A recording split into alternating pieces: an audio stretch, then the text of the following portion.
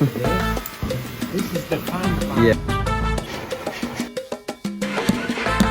It's a beautiful morning on day 3 and we're starting off the day with something quite cool. It's a little bit earlier than we're used to getting up, but we're doing a silver making class. We're going to make some jewellery.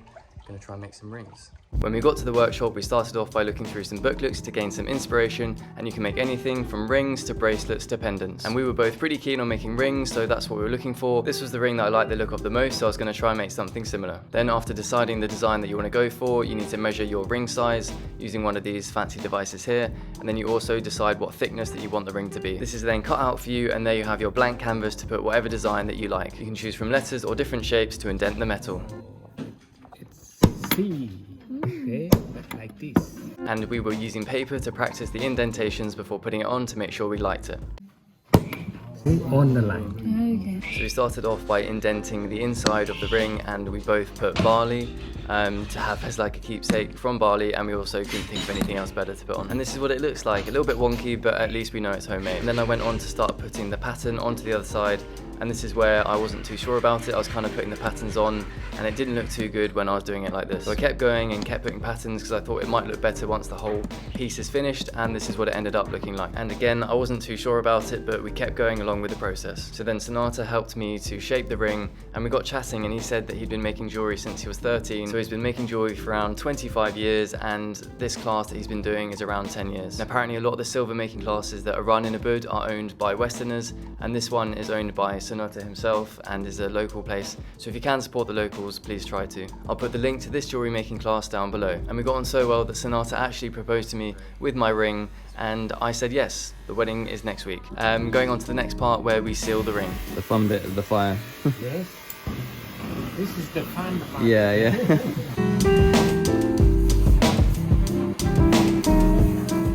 They use a foot pump to keep the fire going and superheat the ring, and then add on another bit of silver, which is a lower quality and has a lower melting point, and this helps to seal the ring.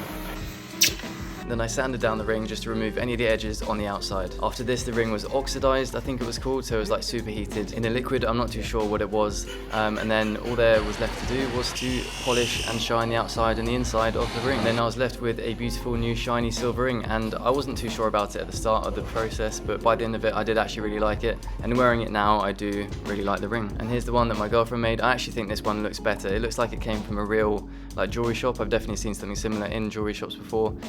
So that one was really cool. Comment down below which one you prefer. And the price of this class was 600,000 rupiah per person, which is roughly around £30 each, which I think is really good value to get a new piece of jewellery and to actually experience making it yourself. I would definitely recommend giving it a go. So it started out as a lovely morning, has now turned into rainy and pretty horrible.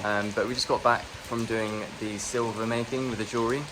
Here's the ring. I'll show you a better angle, but it turned out pretty good actually.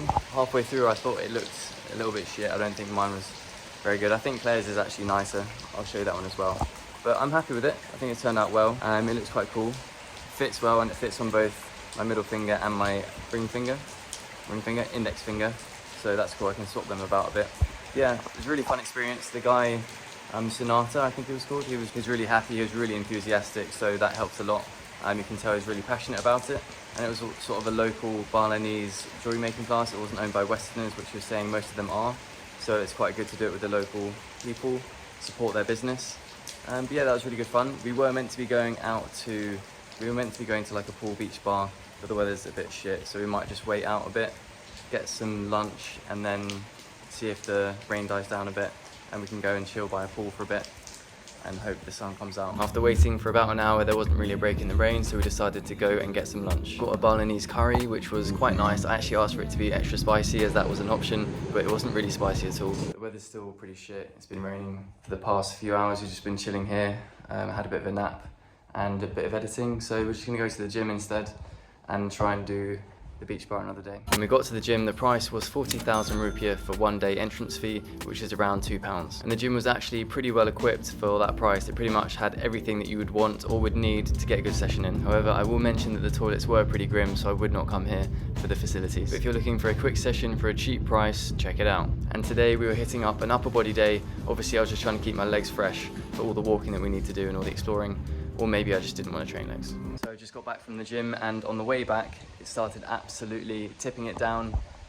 You know, so this is the colour it's meant to be, that blue, but I'm absolutely piss wet through.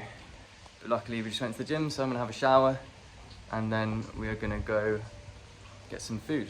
Not too sure where. We're thinking about the place Dirty Duck, because that's meant to be really highly rated and we love ducks. We actually did end up going to the Babek Bengil, or the Dirty Duck Diner, and this place is absolutely massive. There's about 5 different seating areas and it took us about a full minute to walk to where we were getting seated. And we were really looking forward to this place because we love duck and this had really good reviews. And we ordered the original crispy duck, which came with sambal and a mix of chilies and spices, and then another duck dish which was served with a sort of spicy sour sauce. And we shared both of these because we wanted to try a little bit of both.